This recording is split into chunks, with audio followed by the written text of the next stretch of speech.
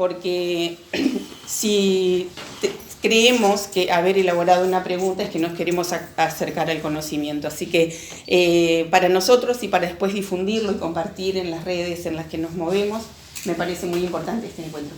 Gabriel, todo tuyo. Bueno.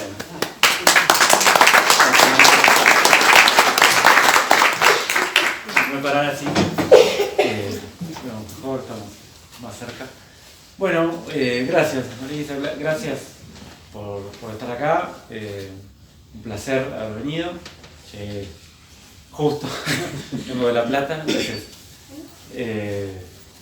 hay que estar solo horarios críticos, ¿no? De salida, de entrada. Pero bueno, por suerte salí con tiempo porque si no, no hubiese llegado. Así que bueno, me encantó la propuesta de que me mandó el mail, la invitación Marisa. En la medida de lo posible tratamos de patear justamente de bueno, estar en este tipo de espacio de discusión, de debate sobre estos temas. Así que saludo también que exista este tipo de espacios de discusión, de debate. Y mi idea era presentar algunas consideraciones, algunas ideas centrales para entender esto que recién ella decía, bueno, la distribución del poder mundial, la transición del poder mundial, es decir, el cambio abrupto que estamos viendo en esa distribución del poder mundial y los reacomodamientos que eso genera, la crisis del viejo orden mundial, orden político, el surgimiento de nuevas instituciones, el surgimiento de nuevas potencias o el resurgimiento de nuevas potencias y bueno, ¿qué es lo que estamos atravesando en la actualidad? El primer punto es justamente caracterizar esta transición de poder mundial. Claramente estamos en una transición como la que tuvimos a principios del siglo XX, ¿no? Con la crisis de la hegemonía británica, en este caso la crisis de la hegemonía estadounidense o anglo-estadounidense, para ser un poco más amplio en relación a ese polo de poder. La crisis en ese momento del capitalismo industrial de tipo británico, ¿no? Con el capital financiero londinense, capital industrial como actor clave, y la emergencia del otro capitalismo, en ese momento el capitalismo de las corporaciones verticalmente alteradas, del capital financiero ya multinacional norteamericano, ¿no? Del toyotismo y del fordismo, es una nueva forma de organizar el capitalismo. A partir de ahí, la crisis del 30 guarda relación con eso, con una revolución técnico-productiva, como la que estamos viendo actualmente también. Disculpame, ¿qué es el toyotismo? Te pregunto porque... La Organización Científica del Trabajo. El toyotismo no, el taylorismo. Taylorismo y fordismo. La Organización Científica del Trabajo, después, por ahí dije toyotismo, pero toyotismo lo que viene después es cuando toman a Japón. No me quiero meter en la cuestión técnica, sí marcar eso, que hay una reconfiguración del capitalismo en ese periodo y que es parte clave de esa crisis, parte clave de esa transición del poder mundial. Las dos guerras mundiales, ¿no? El periodo de caos sistémico, diría Giovanni Arrighi, entre el 14 y el 45, o de desorden mundial, o de guerra hegemónica. Estamos en una transición parecida. O sea, por lo menos tiene un aire de familia eso. Se acabó el ciclo de hegemonía estadounidense. Un ciclo de hegemonía no es nada más que una potencia tiene fuerza. Es una forma de organizar el sistema mundial, donde hay un Estado con sus grupos de poder fundamentales o fuerzas fundamentales que agrupa y conduce otros grupos de poder de otros estados centrales, ya sea europeos, japoneses, por decirlo, hegemonía estadounidense, también subalternos o de la periferia, pero también está en el centro de la organización económica mundial, comercial mundial, industrial mundial, tecnológica mundial, es decir, es una forma de organizar el sistema. Ese ciclo está en crisis. Pero la clave es que el reacomodamiento, la redistribución del poder mundial es mucho más profundo que eso. Porque, de alguna manera, en primer lugar estamos viendo como una reversión de eso que algunos llamaron la gran divergencia que se produce en a principios del siglo XIX. ¿Qué es la gran divergencia que se produce a principios del siglo XIX? Es que en realidad hasta el siglo XIX no existía, a pesar de los relatos eurocéntricos que nosotros tenemos en la cabeza, no existía tal primacía occidental. De hecho, a principios del siglo XIX, 1820, China era el 33% de la economía mundial. La India, ya después de una destrucción acelerada, con 60 años de colonización, esa gran región, era el 16% de la economía mundial. Toda Europa sumada era el 27%. Inglaterra, que estaba en el centro de la revolución industrial, era el 6%. Y la revolución industrial inglesa le hicieron en parte ingenieros chinos, llevados, ¿no?, a desarrollar, por ejemplo, las máquinas de vapor. Algo que nosotros ni sabemos y está en cantidad de libros, pero bueno, es parte de nuestra reproducción del eurocentrismo. O por ejemplo, en 1870 China producía más acero que Inglaterra y Estados Unidos juntos. 1870, no 1670. Ni vemos la revolución industrial. Toda una bibliografía que hace 20 años que aparte ya existe y está en el norte global. Estoy hablando de historiadores como John Hobson, estoy hablando de Pomeranz, estoy hablando de Gunder Frank, estoy hablando de Giovanni Arrighi, como diciendo, los propios occidentales serios, que después podemos hablar de los japoneses, los chinos, pero para decir, los propios occidentales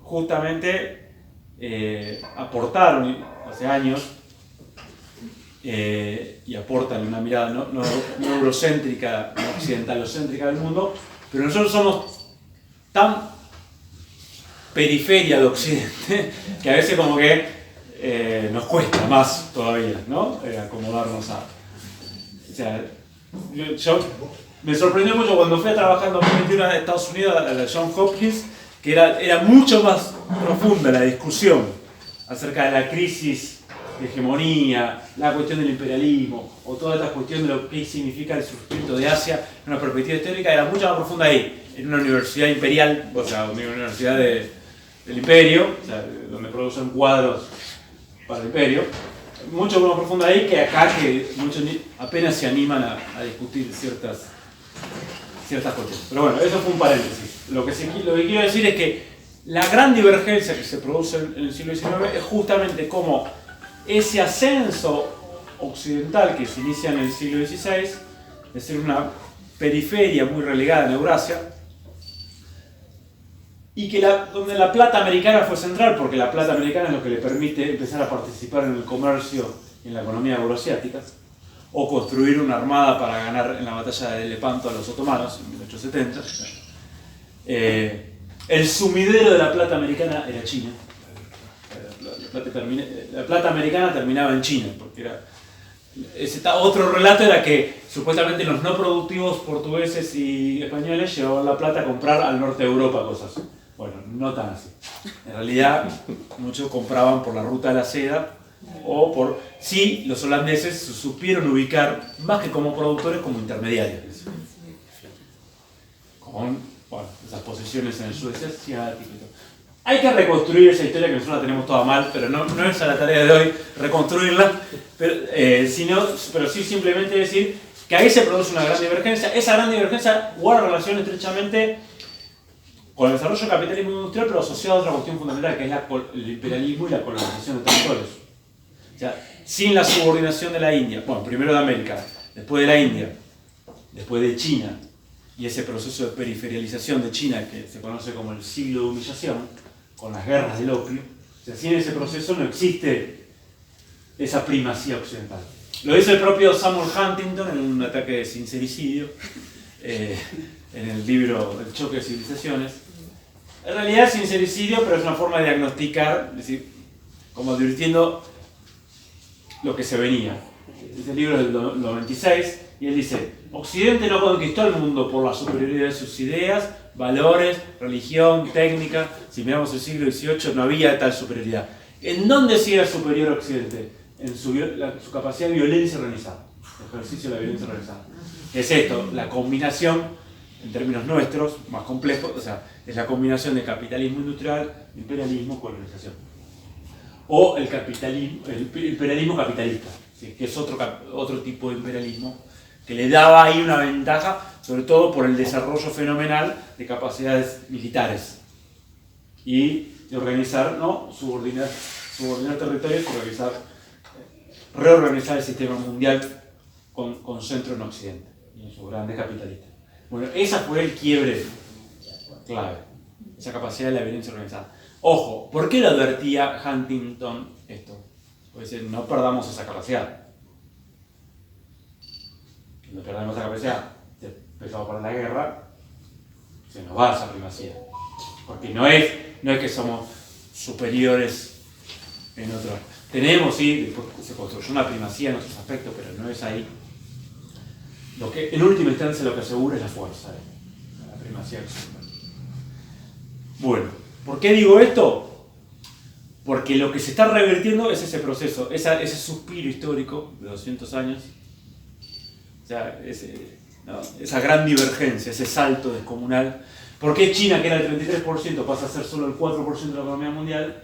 ¿O por qué una Europa sumada, más Estados Unidos, que era el 27%, 29%, pasan a ser casi el 70%, ¿no? O el 60%, después de la Segunda Guerra Mundial? Eso es lo que es la gran divergencia. Eso se está rompiendo. Entonces es mucho más profundo. Y hay otra cosa mucho más profunda. Occidente tiene Occidente geopolítico, las potencias europeas, después de Estados Unidos, tiene un ascenso del siglo XV y XVI, una primacía en el XIX-XX, pero ahora está en su fase de declive. Hay una macro tendencia ahí, más profunda de 500 años, ¿no? Que es todo un tema para nosotros, porque nosotros nuestra metrópoli fue alguna potencia occidental desde hace 500 años. Entonces, ubicarnos en espacio y tiempo ahora es todo un tema. Porque lo seguimos haciendo aparte con muchas categorías que fuimos incorporando desde Occidente geopolítico. Entonces, incluso para analizar las potencias emergentes. O sea, hablamos de China como el capitalismo de Estado, es una tautología, el capitalismo es Estado. Sin Estado, o sea, el capitalismo es en tanto en cuanto la burguesía toma el poder del Estado. Burguesías existen. En la China de la dinastía Qing existía cantidad de burguesía y no había capitalismo. ¿Por qué? Porque las 12 casas de Shenzhen no dominaban el imperio chino, o las de Shanghái no eran burguesía. El capital como tal existe hace por lo menos 2000 años. Relaciones de producción capitalistas y algunos capitales que funcionan, ¿no?, en esa relación capital de trabajo asalariado y la venta de mercancías al mercado para obtener una ganancia. Entonces, bueno, por eso digo, porque no tenemos categorías claras para analizar, por ejemplo, los fenómenos emergentes. Entonces ahí hay, ¿no?, un obstáculo que tenemos que superar. Otro punto central, que esta transición, por lo tanto, tiende a ser post-occidental, de un mundo post-occidental, veremos cómo termina, porque eso se define en última instancia en el enfrentamiento, tanto económico como político-militar, como ideológico-cultural, pero bueno, hacia allá va. Y encima emergen nuevos actores que no reproducen el patrón de desarrollo del capitalismo occidental, justamente. Es otra cosa, para bien o para mal, pero es otra cosa. O sea, hay que estudiarlo, hay que entender que, sobre todo China, pero otros también, son otra cosa. O sea, para decir China, en el núcleo de la economía china están los 95 conglomerados estatales estratégicos, todos públicos. El sector financiero es prácticamente público y lo que es privado no es tan privado, porque tenés adentro de los privados el Comité del Partido Comunista de China, en todos los directorios centrales. Entonces, más o menos es privado. Vigila. O sea, y además, no sé, Huawei, nosotros lo tenemos como el paradigma de burguesía china. Bueno, el dueño de Huawei viene de las Fuerzas Armadas chinas. O sea, no es que viene de un garage en una calle de Shanghái, digamos. Tampoco ese es un poco el cuento también estadounidense. Todas las empresas de vanguardia tecnológica también están ligadas al complejo industrial militar del Pentágono. Pero bueno, en este caso es más claro, porque directamente vienen las Fuerzas Armadas. Pero además el 99% de las acciones son de los trabajadores. A través de una institución, no es que si vos te vas de Huawei te vas con las acciones. No sos propietario individual. Pero el trabajador tiene 99 y si hay ganancias se reparte. Entonces es una forma de propiedad mixta, por lo menos. Donde además, a diferencia del capital, no tiene solo objetivos de acumulación de ganancias. tiene objetivos de ese desarrollo dados por la planificación estatal o de una comunidad local. Bueno, tenés que, no sé, desarrollar tecnología y si tenés que resignar tasa de ganancia por eso, bueno, acá hay un objetivo de desarrollo. Entonces es una economía de mercado, pero mercado existe hace 7.000 años. Un triunfo del neoliberalismo es confundir, que nosotros confundamos economía de mercado con capitalismo, y no solo con capitalismo neoliberal. Eso nos mató, porque es marca su hegemonía máxima en el plano de las ideas, ¿no? Nosotros aceptamos ese sinónimo como si eso fuera cierto. Y hace años que existe, o sea, miles de años existe economía de mercado. Confundimos entonces mercado, capital, capitalismo y neoliberalismo, todo. Entonces, y austríaco encima. Y además, si fuera poco, lo redondeo. Si era poco. Sí, de un imperio ya desaparecido. Que justamente murió en la Primera Guerra Mundial, también murió. Bueno, entonces ahí tenemos un problema. La transición actual muestra otra cosa. Y es todo un síntoma que el milagro económico de los últimos 70 años, sobre todo en los últimos 40, sea otro patrón de desarrollo, bajo esa idea de socialismo de mercado, que después hay que ver qué quiere decir. Y sobre este primer punto introductorio también me interesa destacar una cosa.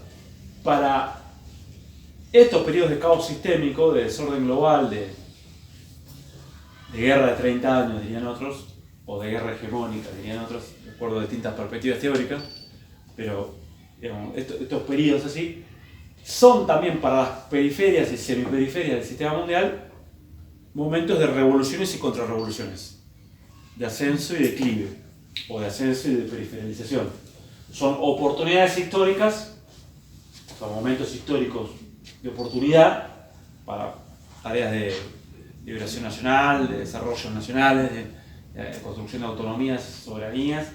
También son procesos al revés, de colonización, de retroceso. Sí, son las épocas donde está tanto la esperanza como los grandes monstruos, ¿no? Utilizando un poco a Gramsci. Fijémonos que los protagonistas de la actual transición de poder como potencias emergentes son los que en la transición anterior, entre 1910 y 1914, al 45, 49, son los que hicieron las grandes revoluciones. Rusia, India, la revolución de independencia de India, China, que empieza en 1911 y termina con su forma comunista en el 49, después sigue su revolución, pero bueno, ahí se consolida ese triunfo comunista, o del Partido Comunista. Pero también tenemos los procesos de Latinoamérica, la Revolución Mexicana, los procesos democráticos nacionales, el irigoyenismo, el vallismo, acá el peronismo, el cardenismo, o sea, en México, ¿no? Como continuidad en parte de esa revolución. O sea, bajo distintos caminos, ideologías, pero también fueron esos procesos, la emergencia de los nacionalismos populares.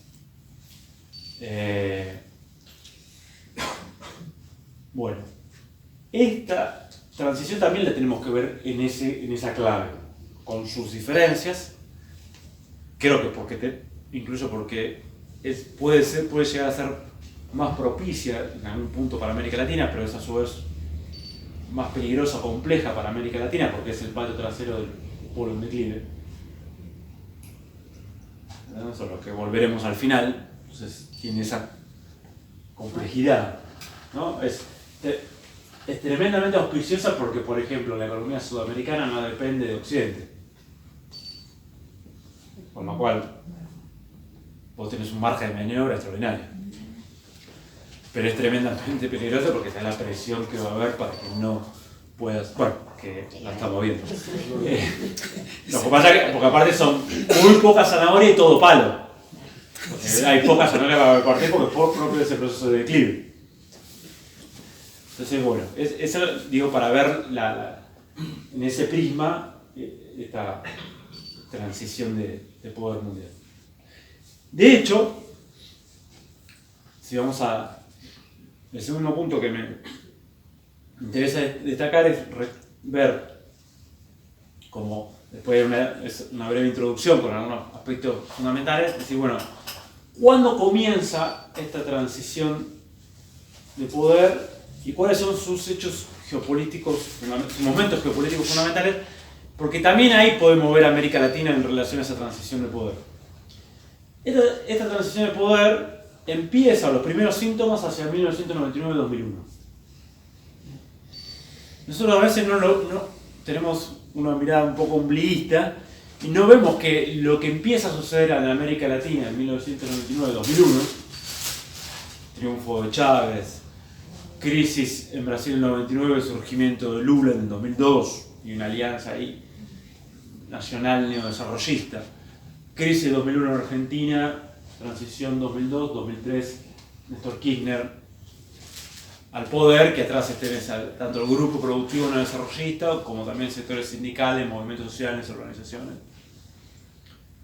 Pero eso que vemos acá, o la guerra del agua en Bolivia en 2000, dice García Linera, ese es el primer momento de la crisis estatal, ahí se develan las contradicciones donde ya el neoliberalismo no puede ser hegemónico. Todo ese proceso, en realidad eso es parte de un proceso global de empiezan los cuestionamientos, allí donde existe fuerza social y que se traduce en política, empieza un cuestionamiento al consenso de Washington, al neoliberalismo, digamos, al programa neoliberal, que implica pérdida de soberanía nacional, pérdida de capacidades productivas, periferialización, ¿no? Extranjerización de esas estructuras productivas. Pero también es un cuestionamiento al orden y al mundo unipolar. De hecho, la primera formulación de que hay que construir un mundo multipolar la hacen en 1997 China y Rusia. Y ahí empiezan el movimiento. Fundan los 5 de Shanghái, que después en el 2001 inaugurará la primera gran organización multilateral de este mundo multipolar, que es la Organización para la Cooperación de Shanghái, donde juntan ahí China y Rusia más Kazajistán, Kirguistán, Uzbekistán y Tayikistán. 3 meses después, ¿qué invade Estados Unidos? Va a buscar a Bin Laden. Sí, se escondió ahí.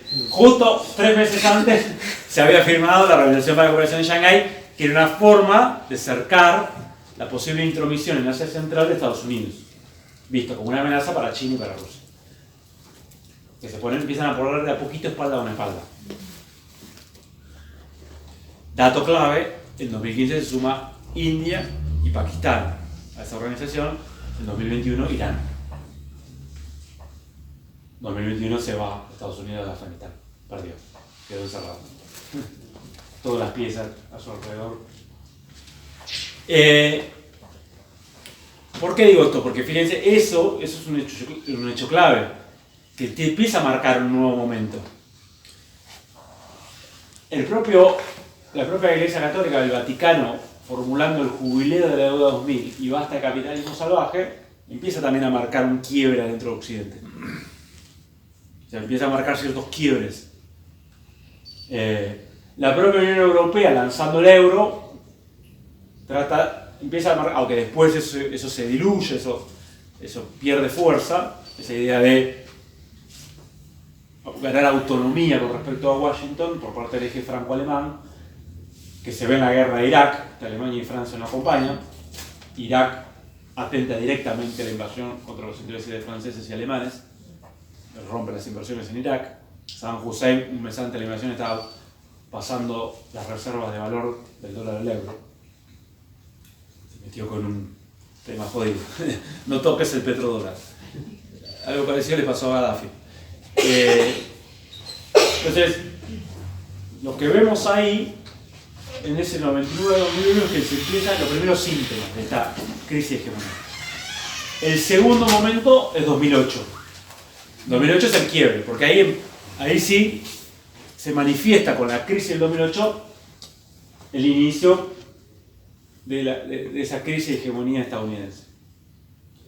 Hay dos cosas que a mí me parece importante señalar de ese quiebre. Hay muchísimas más, pero es una charla corta, digamos. ¿No? Claro, porque no podemos estar. Pero sí dos cosas fundamentales, o tres. A partir de ahí entra en crisis la globalización neoliberal en su faceta material, conducida por el norte global y las transnacionales. ¿Cuál es la faceta material? Desde los 80, por cada punto de crecimiento de la economía mundial crecía 2 puntos el comercio y 3 puntos la inversión extranjera directa. Esa era lo que se llamaba globalización o nueva fase, ¿no? Nueva oleada globalizadora bajo el paradigma del capitalismo transnacional y las cadenas globales de valor, ¿no? Y la producción transnacional. Eso se frena en 2008. Por eso se empezó a hablar de estancamiento, del FMI saca la idea de slow globalization, una globalización lenta o que queda estancada.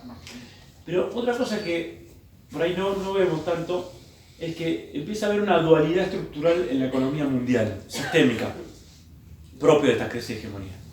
Que es, hay un estancamiento y financiarización del norte global, estancamiento de la economía y financiarización, o sea, una gran expansión financiera, anabólico financiero para mantener poder económico relativo, pero que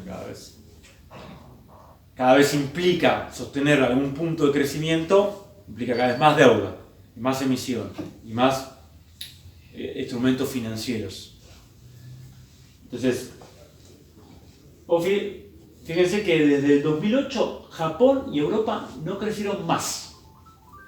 Lástima que no tengo un gráfico, bueno, por ahí acá está, pero ves la serie del Banco Mundial, o sea que yo hubiese tomado otro Banco Mundial. Bueno, está, paso el chivo del libro, acá traje algunos que está interesado, de China en el desorden mundial, pero bueno, sobre la transición y el ascenso de China. ¿Lo quieres separar? Ahí. Entonces,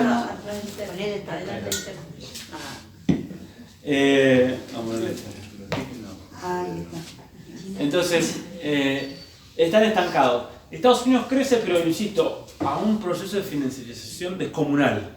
Vos lo ves en la hoja de balance del Banco Central, lo ves en el aumento de la deuda pública, lo ves, bueno, un montón de cuestiones que le permite seguir teniendo algo de crecimiento, ¿no? Pero en ese proceso. En contraposición, vos tenés un desarrollo extraordinario, ¿no? Una hiperexpansión material de las fuerzas, o hiperexpansión de las fuerzas productivas de China. China y gran parte de Asia-Pacífico y el Índico, porque también India se suma a ese proceso, aunque de mucho más atrás.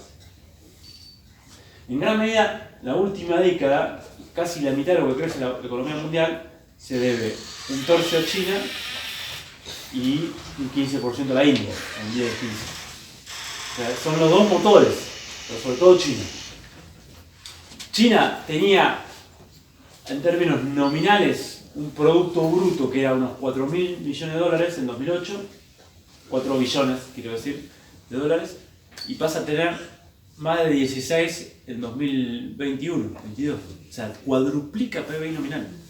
En el mismo momento que Europa y Japón están estancados. Triplica los salarios urbanos. Pasan de cobrar los chinos 30.000 yuanes a 90.000 yuanes por año, que serían unos 12.000, 13.000 dólares. El promedio, ¿no? Digo.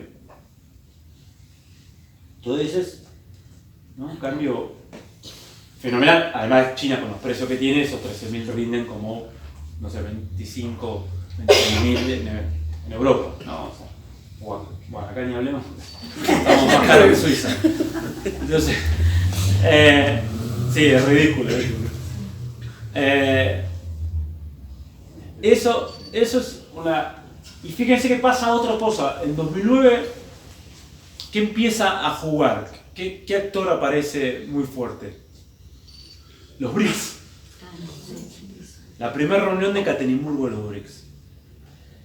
Que eso marca también un quiebre, porque es, frente a la crisis, la semiperiferia dice, yo no voy a pagar la crisis. Un proceso de transferencia de excedentes, de privatizaciones, Al revés, las semiperiferias continentales, China, Rusia, India, Brasil, pues se suma Sudáfrica, que no tiene tamaño continental, pero pero la semiperiferia continental dice, vamos a discutir, con todas sus contradicciones y disputas internas, ¿no? Sobre todo en el caso de India y más que nada de Brasil. Pero vamos a discutir las 6 dimensiones de poder que hacen al dominio del norte global. Tecnología e industria, moneda y finanza, crean el Banco de los BRICS o avanzando en eso. Defensa, reconstrucción de capacidades de defensa, control de recursos naturales. Una de las primeras cosas que hace Rusia para discutir eso es nacionalizar, ¿no?, el gas y el petróleo. Y después, sobre todo, plataforma de información y comunicación. Cuando Google quiere entrar en China, los chinos dicen, bueno, vengan, denme los códigos. O sea, abran los códigos. Está todo bien. Si somos libres, seamos libres en general. Entonces, abran los códigos. ¿No querés saber los códigos? Entonces no entras. Rusia hace lo mismo, con menos escala, pero a los que tienen soberanía te dice, mi espacio virtual informático no me lo controlás vos. Salvo que vos abras los códigos. Entonces, sea todo de todos. Y que nosotros podamos también jugar ahí. Si no lo abrís, armo lo propio.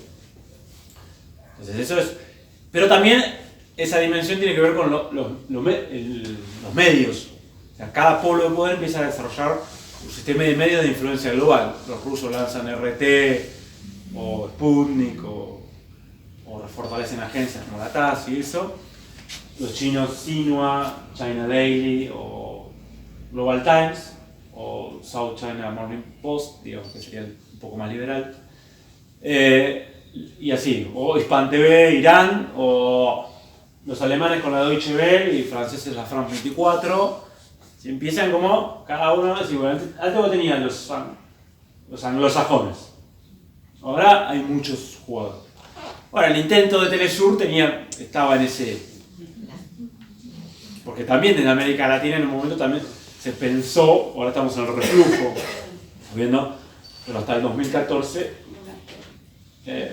era un polo emergente. Eso sigue estando en discusión igual, si vamos a hacer palo tercero polo emergente, pero bueno, quedamos ahí. Eso me da paso al otro momento, 2013-2014, tercer momento, donde ahí ya justamente empieza a quedar más clara esta contradicción de las fuerzas del viejo polo dominante, el imperialismo anglo-estadounidense o occidente geopolítico, versus los polos emergentes. Y eso se expresa en lo que para Occidente es una nueva guerra fría, empiezan a hablar con esos términos, publicar libros y desde mi perspectiva es una guerra mundial híbrida y fragmentada. Un poco, primero empezamos a hablar de guerra mundial fragmentada, tomando un concepto del Papa Francisco en 2014, que decía, como no pueden hacer la tercera guerra mundial, hacen guerra por pedacitos. Este sistema que ya no va más. Y que ya nadie aguanta, y que es de las economías idólatras, ¿no? del dinero que subsume la condición humana al dinero. Bueno, es un párrafo ahí muy interesante, bastante profundo, por cómo conecta capitalismo, crisis, sistema, guerra. Entonces ahí pensar esta guerra mundial híbrida y fragmentada, que es Ucrania, que es la agudización de todas las tensiones en el llamado Medio Oriente, Siria, pero también fue parte de eso Libia, obviamente también Yemen y un montón de otros territorios que luego también se empieza a agudizar tensiones en Asia-Pacífico, aunque no llega el momento bélico. Pero la guerra híbrida es esto, por ejemplo, es guerra económica contra Rusia a través de sanciones, o guerra tecnológica comercial contra China a partir del 2018. Son todos los frentes de la guerra. Vos tenés focos y tenés frentes. Ahí también empieza en América Latina el retroceso. Es decir, cuando dijeron en Occidente, hay una nueva guerra fría, y ya en las amenazas de seguridad nacional que escribía, por ejemplo, Jay Clapper para el Senado, aparecía la UNASUR, que es una amenaza, porque está desplazada. Y eso es un documento público, lo bajás de internet, no es que me metí en las bases de datos de...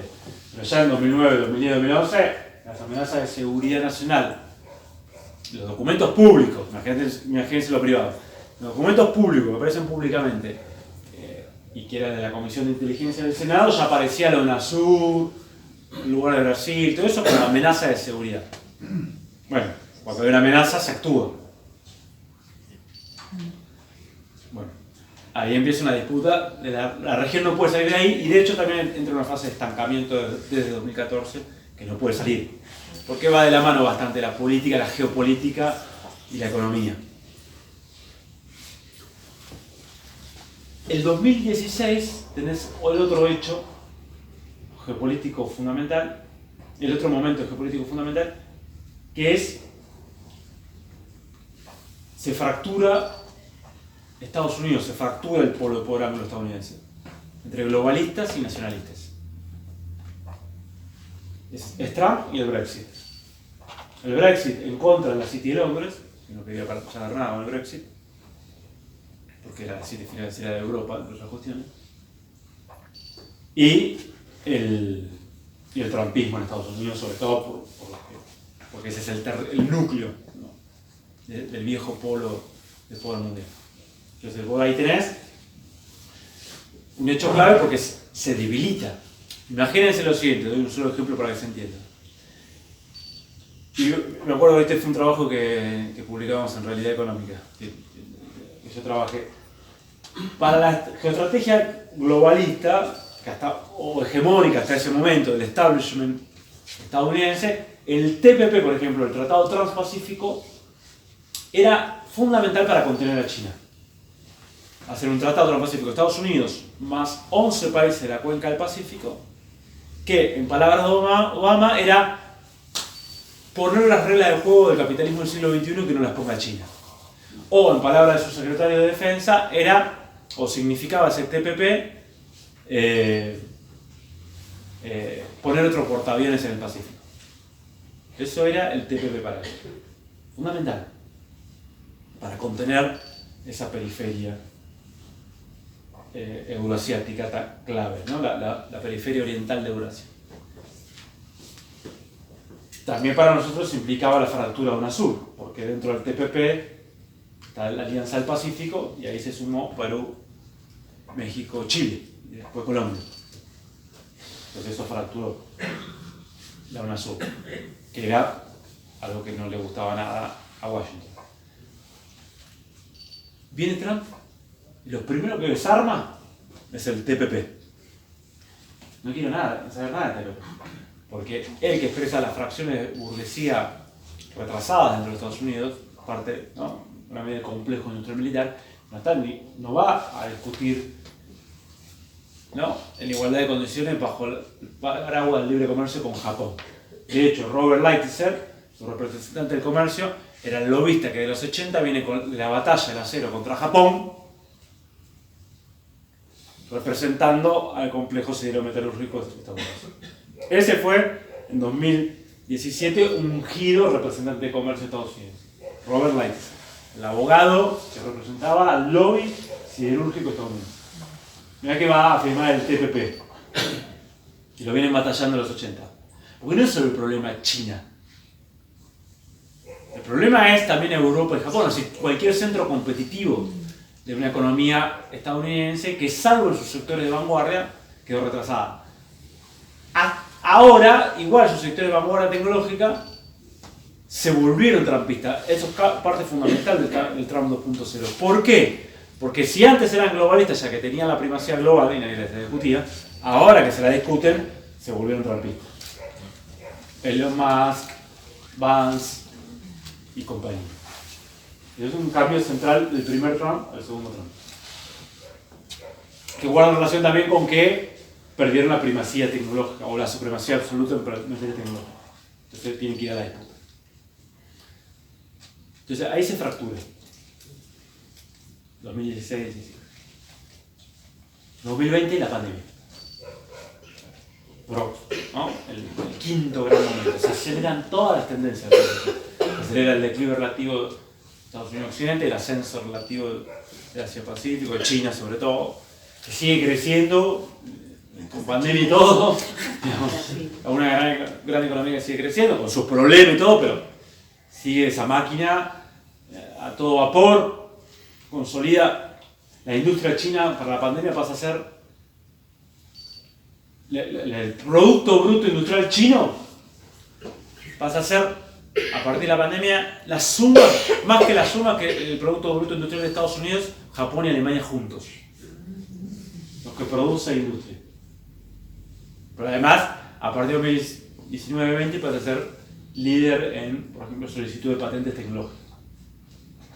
Entonces se acelera eso. Se acelera también la guerra mundial libre y fragmentada, se acelera la crisis del viejo orden y el surgimiento de nuevos ordenamientos, instituciones, espacios multilaterales del mundo emergente, se acelera esta dualidad que describíamos en la economía mundial, se acelera la cuestión tecnológica, la revolución tecnológico-productiva. De hecho, lo vivimos con problemas eso, porque una de las cosas que evidenció es la brecha digital. Y nosotros lo sufrimos en carne propia en materia educativa. No podíamos llegar, hizo patente, porque las tendencias de la transición, esas tendencias estructurales, si vos no tenés estrategia, te pasan por arriba. Sí, te periferializan. O vos tenés estrategias para aprovecharlas y ir con esa corriente, que eso implica siempre, en última instancia, fuerza político-social, ¿no? O, si no, te pasa por arriba. A nosotros un poco nos pasó por arriba, en parte. Y ahora yo creo que estamos en el sexto momento. Esto es el otro punto que quería yo reforzar. Entramos en un nuevo momento geopolítico. Este año, o sea, ahora, en esta coyuntura hay que terminar de conceptualizarlo, investigarlo. Pero hay 4 hechos fundamentales que sirven para entender dónde estamos parados ahora como nuevo momento geopolítico. El primero es el lanzamiento de DeepSeek por parte de China. La inteligencia artificial. Yo en una nota puse, a propósito, provocativamente, en Tectónico, que es un portal que está bueno de cuestión internacional y eso, que coordinan ahí Néstor Restivo y Gustavo NG. Es difícil pronunciar el apellido para nosotros. Bueno, en ese yo decía, más que un momento Sputnik es un momento Ford. Porque Occidente empezó a publicar que el lanzamiento de esa inteligencia artificial china, ese modelo de inteligencia artificial, que sorprendió a Occidente porque creía que que todavía en esa rama tecnológica había una brecha a favor muy importante por parte de Estados Unidos, y se demostró que no. Pero no solo eso, sino que DeepSeek produce el mismo token, el mismo resultado, ¿no? Ese modelo de lenguaje produce el mismo resultado que ChatGPT, pero a un 95% menos de costos. Entonces es una revolución de costos. Entonces, pero Occidente habla que fue un momento Sputnik el lanzamiento de DeepSeek por parte de China. ¿Por qué Sputnik? Porque ellos lo asemejaban a cuando la Unión Soviética en el 58 lanza el satélite Sputnik y muestra que está en materia de tecnología aeroespacial, con todas sus implicancias estratégicas, 4 o 5 meses adelantada que Estados Unidos.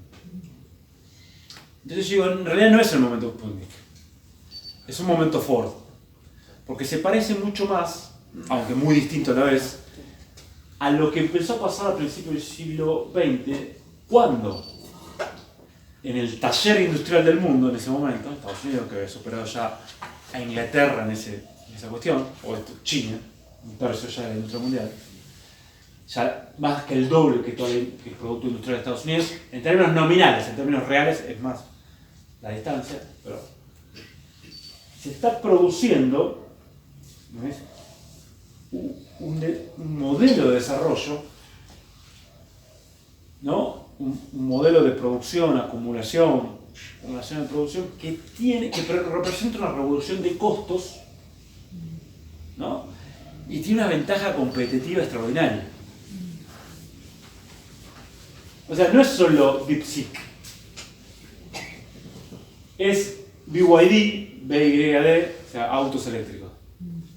Hace 10 años, o sea, Tesla se cagaba de risa, o perdón de la palabra, no, se moría de risa de BYD. En una entrevista le decían, bueno, ¿qué opinan de esta marca, de esta fábrica? Vos viste lo que hace. No puedo competir. Ahora, 10 años después, pero ahí qué me dio que fue fundamental y que tiene que ver con ese nuevo modelo de desarrollo que emerge en China, que tiene que ver con esto de socialismo de mercado, la planificación. Pero una planificación con mercado. O sea, no es solo planificación, o sea, es las dos cosas combinadas. Porque dijeron en el 2015, Plan Made in China 2025. Nosotros tenemos 10 sectores tecnológicos industriales que tenemos que avanzar porque si no quedamos como semiperiférica. ¿No? Tenemos que ir a discutirle estas 10 ramas tecnológicas industriales. O sea, que era inteligencia artificial, autos eléctricos, o sea, todo lo que vemos ahora que está despuntando China.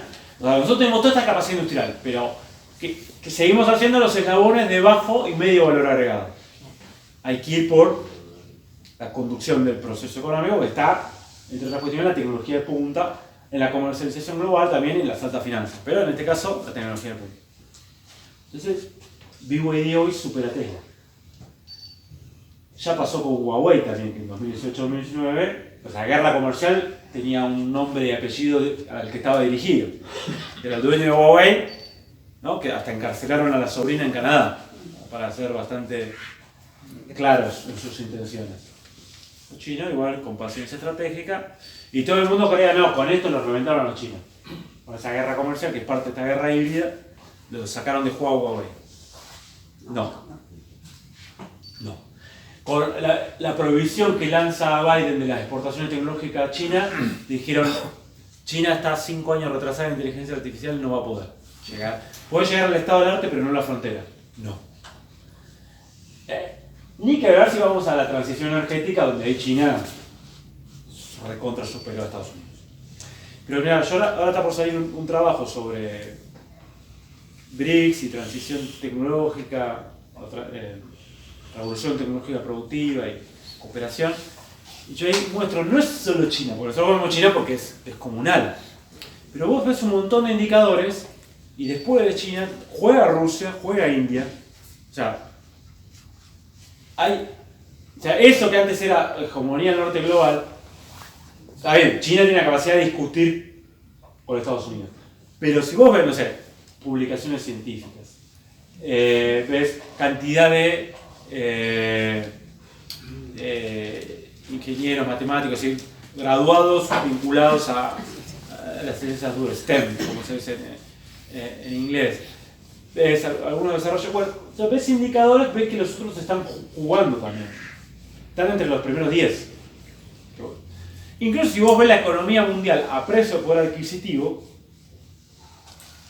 a precio de poder de compra real, el primero es China, el segundo Estados Unidos, el tercero es India, el cuarto Rusia. Superó a Japón y a Europa, en términos reales, no nominales. O sea, todavía poder adquisitivo, poder de compra real. ¿No?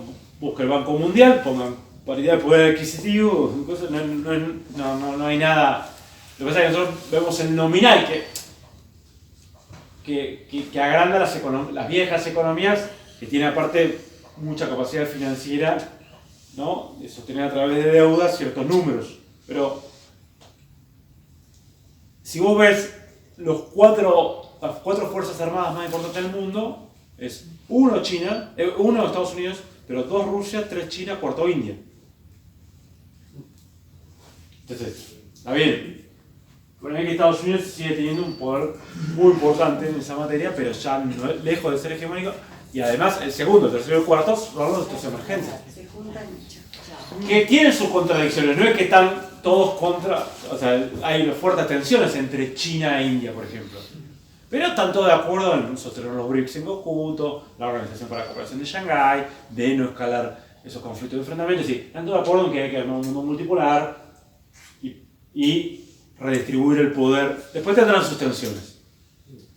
Pero en esas juegan, y ahí suman a Irán, y están sumando cada vez más a otros actores. Ahí me va al segundo hecho, el BRICS más. Es decir, el BRICS Plus, a donde no entramos, donde decididamente y estratégicamente no entramos, no por nuestra estrategia, sino porque nosotros adoptamos como propia la estrategia de poder anglo-estadounidense.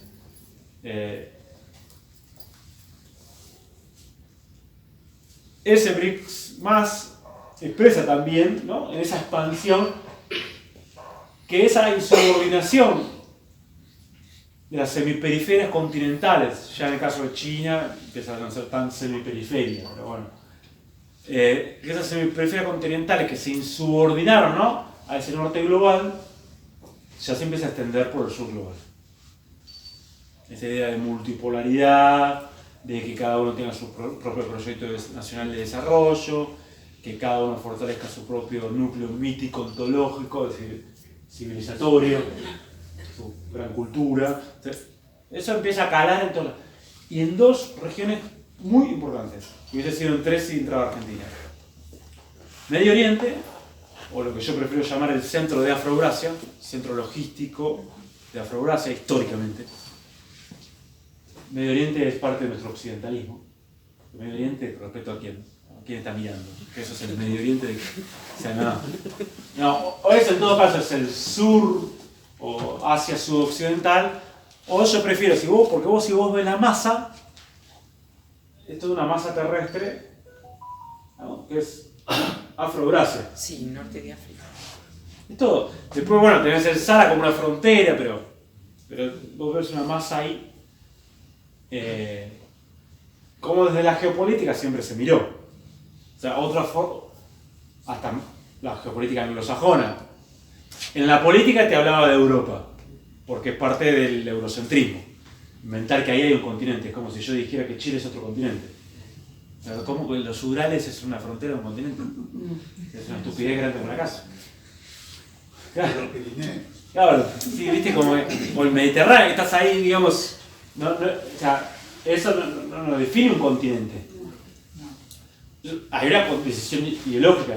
¿Qué hacían la geopolítica anglosajona, los Mackinder de la vida? No, el continente es Eurasia, y incluye el Magreb, o sea, el norte de África. Porque ahí para abajo puedes tener una frontera real, que es el Sahara. Entonces, volviendo a esta cuestión, se suma Irán, Emiratos Árabes Unidos, Egipto. Tiene una pata, no sabemos si va a terminar como miembro pleno o miembro asociado de Arabia Saudita, miembro asociado a Turquía, no pleno, los otros tres que dije primero pleno, y Etiopía, que está justo al sur de ese centro de Afroeurasia y que es la sede de la Unión Africana. O sea, en ese Shatterbell, como le decían los yanquis, cinturón de quiebra, cinturón de disputa, claro, se está generando un reequilibrio fenomenal. Quizás es probable que por eso también se agudice la idea del gran Israel, ¿no?, y del sionismo más exacerbado por Gaza y todo. Porque yo creo que ven también que como tendencia está cambiando aceleradamente la correlación de fuerzas en detrimento de esa avanzada del occidente geopolítico. Que además tiene intereses propios, Netanyahu y sus actores más exacerbados. Que hasta el propio Trump empieza a decir, no sé hasta dónde me conviene acompañar esto. Porque además se produjo otro hecho fenomenal ahí. Bajo la mediación china, ¿quiénes arreglaron que venían de una batalla de años? Irán, Arabia Saudita. Y Arabia Saudita dijo, yo no voy a una guerra con Irán, ni lo, ya arreglamos. Es más, en una última reunión, creo que fue el ministro de Defensa de Arabia Saudita, habló de amistad con Irán. ¿Amistad con quién? Con Irán. Que es como, ¿no?, el mundo suní, chií, las dos cabezas de una disputa ahí histórica. Bueno, eso está cambiando. Puede haber a veces contratendencias también, pero por ahora va para allá. ¿Te puedo hacer una consulta? ¿Irán qué tipo de economía tiene? ¿Tiene una está planificada? No, onda- más mixta. onda China. Más mira, tiene parecido a Rusia en eso, con mucho menos desarrollo. Pero si vos agarrás las primeras 50 empresas rusas, la mitad son estatales. Entonces, tenés ahí núcleos bastante importantes, entonces del sector público más no hay una planificación agrochina, eso no existe, pero sí más como esos viejos proyectos nacionales Peronista. de desarrollo, sí, bueno, ese tipo, ¿no? Más de la semiperiferia, ¿no? Con un sector estatal fuerte, con una orientación fuerte, pero también con economía de mercado, no del nivel, insisto, que tiene China. Piensen esto, Beijing tiene 33.000 empresas públicas, pero por ejemplo, particularidad del modelo chino, China hace competir a las estatales en el mercado. Y hace competir estatales entre sí, la de una provincia con la de otra provincia. Entonces digo, porque nosotros a veces vemos eso, no es un modelo como el que nosotros pensamos, el chino, que bueno, hay conglomerados estatales que son grandes burocracias, que no, es otra cosa. Pero bueno. Pero volviendo, entonces esa región y la otra región que es el sudeste asiático, con la incorporación de Indonesia al BRICS más, Indonesia es el 40% del sudeste asiático, de su población, de su economía.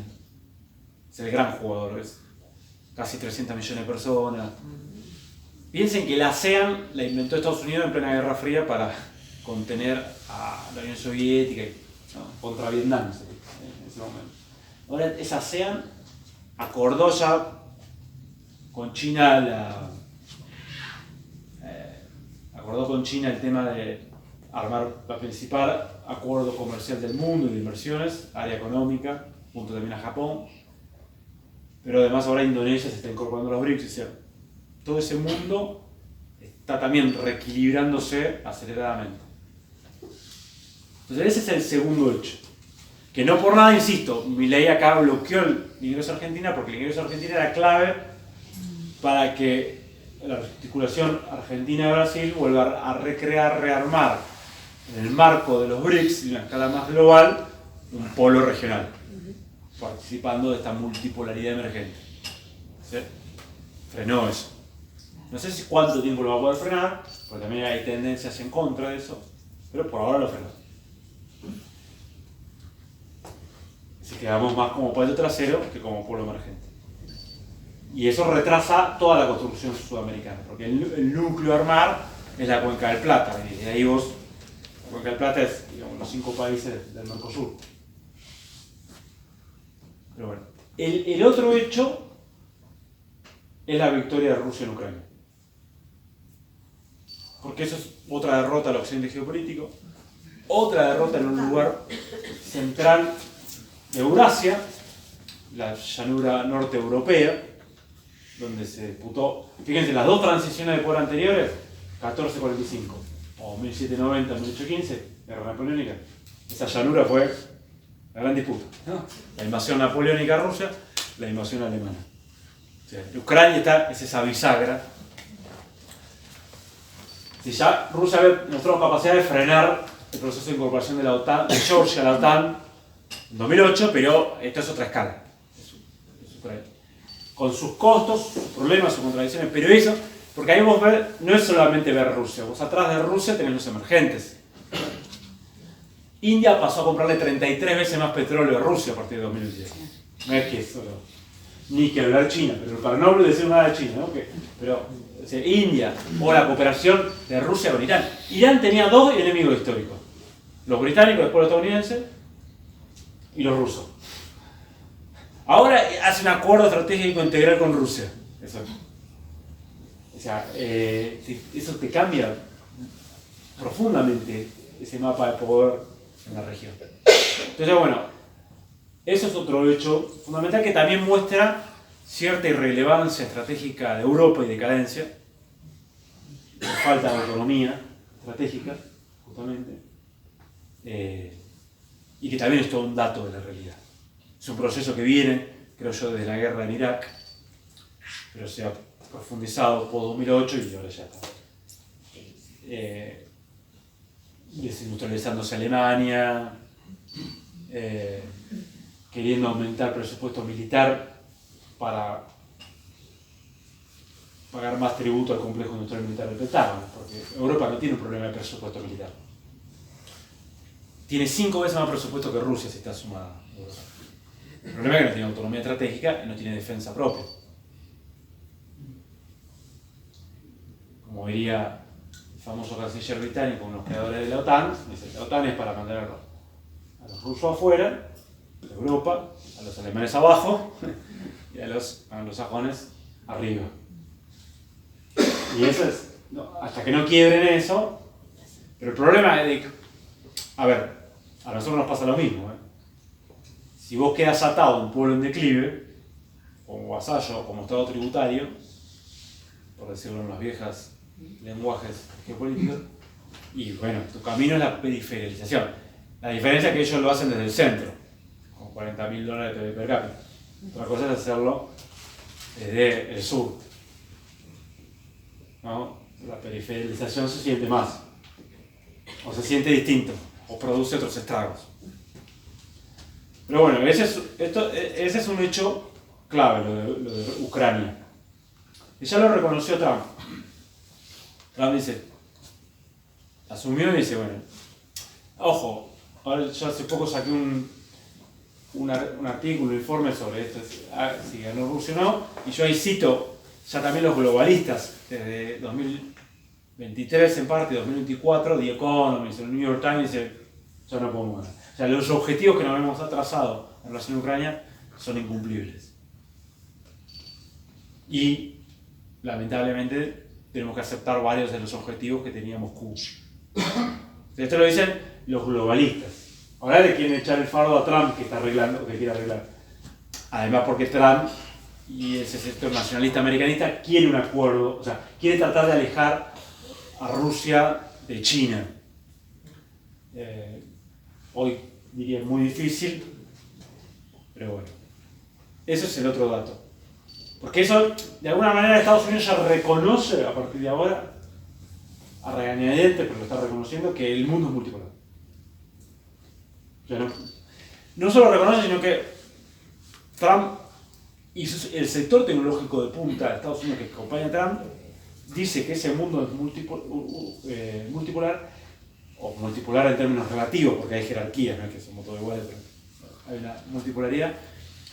Pero además dice, no va más al libre comercio. Yo ya no voy a competir más en términos del libre comercio mundial, no voy a ser más el actor coordinador de la economía mundial,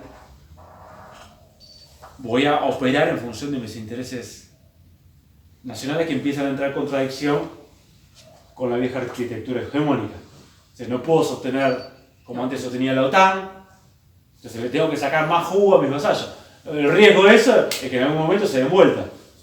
Como lo está haciendo Japón, que empieza a acercarse a China. El año pasado estaba en China y... Más parecido que lo de Francia, ¿no? Claro. Estaba en China y había una conmoción porque se reactivó una comisión trilateral, una mesa trilateral Japón, Corea del Sur, China. Eso empezó el año pasado.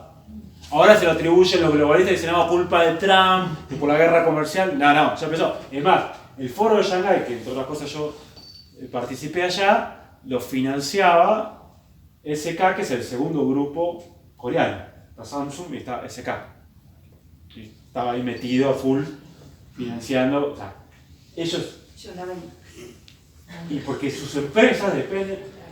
Es más, nosotros tenemos el mito de que China recibió una cantidad de inversión extranjera directa y fenomenal de Occidente. En realidad, los grandes inversores extranjeros de China fue la propia diáspora de la burguesía china post-revolución del 49, que volvió con Deng Xiaoping,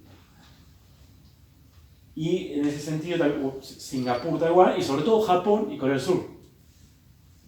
Los grandes inversores.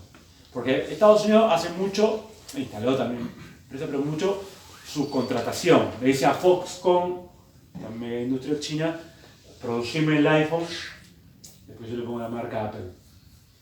No, pero es otro. Entonces, eso es el otro. Y el cuarto hecho es Trump, el mismo Trump. Porque Trump, este Trump 2.0 dice mucho de qué pasa, del declive relativo a Estados Unidos. En varios sentidos. Uno que dice es un declive agresivo, donde mi repliegue estratégico juega un rol fundamental del continente americano. Principalmente en Norteamérica yo voy a ir por Canadá y por Groenlandia, para ir por un estado territorial de 22 millones de kilómetros cuadrados, casi lo que tenía la Unión Soviética antes de su desmembramiento, con una gran proyección hacia el Ártico, próximo gran área de discusión de poder. Ya lo es. Próxima ruta muy corta, ruta marítima euroasiática, mucho más corta que la que va por el canal de Suez, Gibraltar, y mucho más, aparte, menos engorrosa, menos. Dice, me tengo que asegurar el canal de Panamá. Le pongo al Golfo de México, Golfo de Estados Unidos, como diciendo, muestro mi carta de intenciones, ¿no? Claro, no hay ningún problema con no hay más sutileza, porque no hay más pretensión de hegemonía. No, vamos al imperialismo territorial clásico. Vamos a ver hasta dónde me da. O sea, en todo caso yo freno porque a veces es más los costos que los beneficios. Entonces no puedo ir a anexar de golpe a Canadá porque si tengo a 30 millones de canadienses, digamos, organizándose en contra mía, bueno, no, pero lo voy planteando, o sea, hay que ir hacia otra territorialidad, hacia otra estatalidad, para, esta disputa. Y eso implica también el patio trasero, Sudamérica, que viene un problema porque ahí, a diferencia de lo que pasa con Centroamérica y América Central, Sudamérica tiene a China como principal socio comercial y tiene otro margen de maniobra. Entonces ahí hay un punto. Por eso creo tan importante Milei.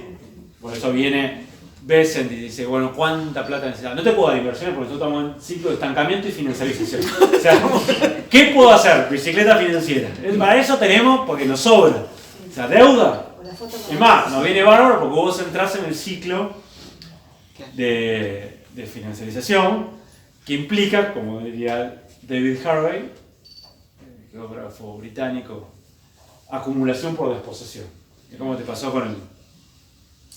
con la bicicleta que armó antes Caputo. Hacen ganancia extraordinaria, en dólares con la bicicleta, todo ustedes sabrán, así que ni la explico. Y en un momento te endeudás, que vos lo pagas por generaciones y no construiste ni una escuela, para pagar la bicicleta financiera por 44.000 millones de dólares. Eso es acumulación por desposesión. No lo ves directamente porque es una desposesión. O sea, hay una transferencia fenomenal de riqueza que está invisibilizado por los mecanismos financieros, que a su vez implica una tremenda subordinación geopolítica. Y que lo reconoció el propio Claver Carone por la cara, es un crédito político y geopolítico. El enviado de Trump a negociar eso. Y ahora estamos viendo el segundo ciclo de eso, ¿no? Ya tenemos 4 ciclos. Pero bueno, historia corta. Sí. Pero bueno, por eso viene Scott Bessent y dice, banco esto, en un momento que estaba debilitado, que se estaba agotando la bicicleta, pusieron la plata, viene, Comando Sur, va a Tierra del Fuego, que es ahí marcar territorio, acá no se construye una base logística, ni con financiamiento chino, ni por parte de Argentina, porque eso también quedó bloqueado. Y eso tampoco te lo van a construir, porque ellos tienen el esquema con los británicos y Chile. Entonces, no se arma. Nada.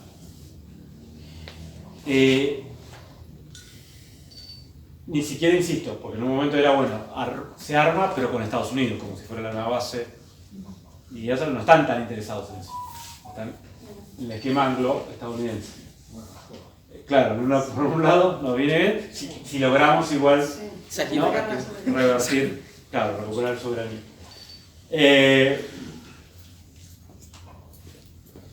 Bien. Por último, en función de eso, decir, bueno, yo creo que acá se nos abre en toda la región, va a ir cambiando país por país o con flujos y reflujos, 3 escenarios fundamentales. Que acá también analizamos un poco en el libro, en el último capítulo, lo venimos analizando, digamos, para ver cómo se para la región en la transición geopolítica mundial. Y el primer escenario, bueno, que ya exploramos y transitamos, digamos que es ser patio trasero un polo en declive con lo que eso implica. Un poco de alguna manera estamos reviviendo la década infame. Caen los británicos, nosotros abrazados en el pacto Roca-Russell, ¿no? O sea, a pagar los costos del declive. Que es como la transición de 1790 a 1815, quedar con los monárquicos españoles.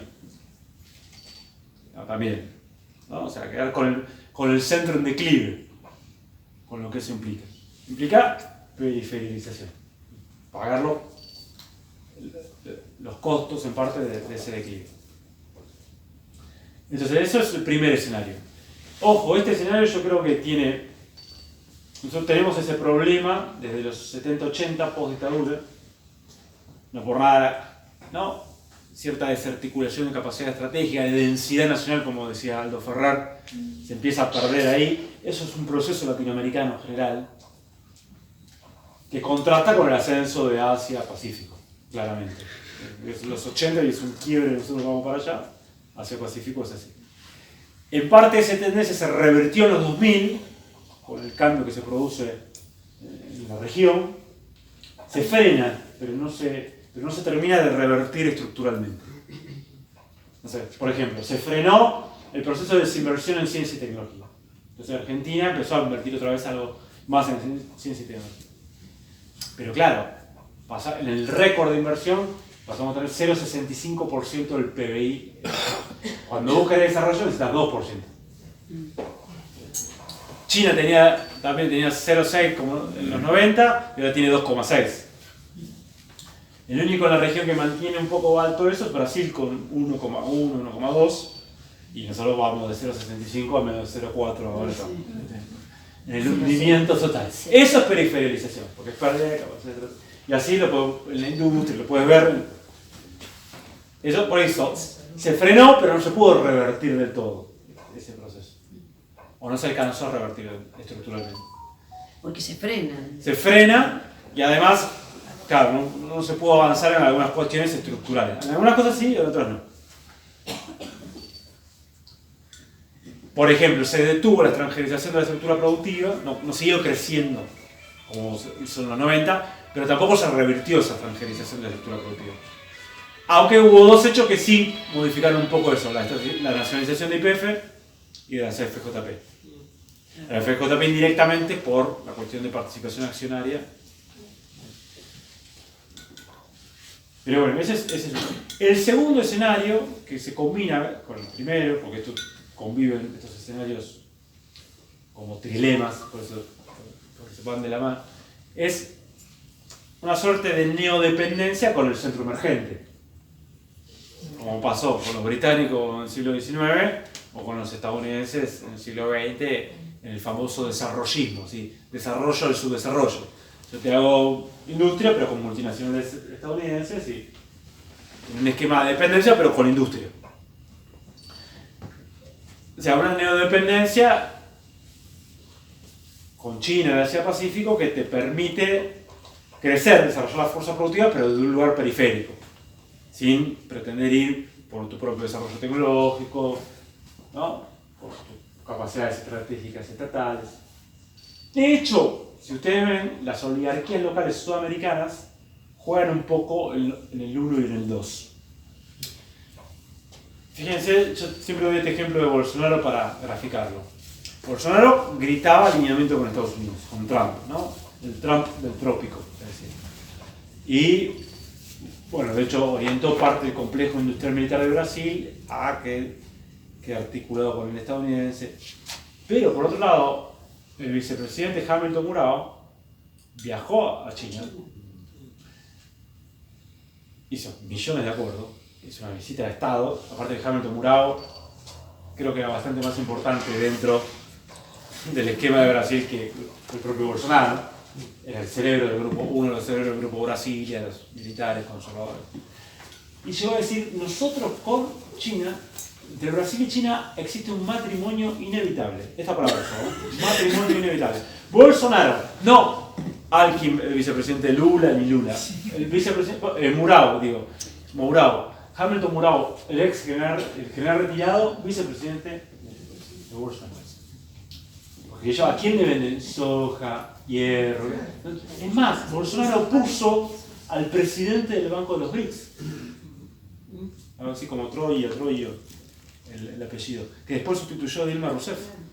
No solo no se fue de los BRICS. Por sorpresa. Entonces, hay oligarquías locales, en el caso de las brasileñas, bastante más estratégicas. Como lo ven en todos lados.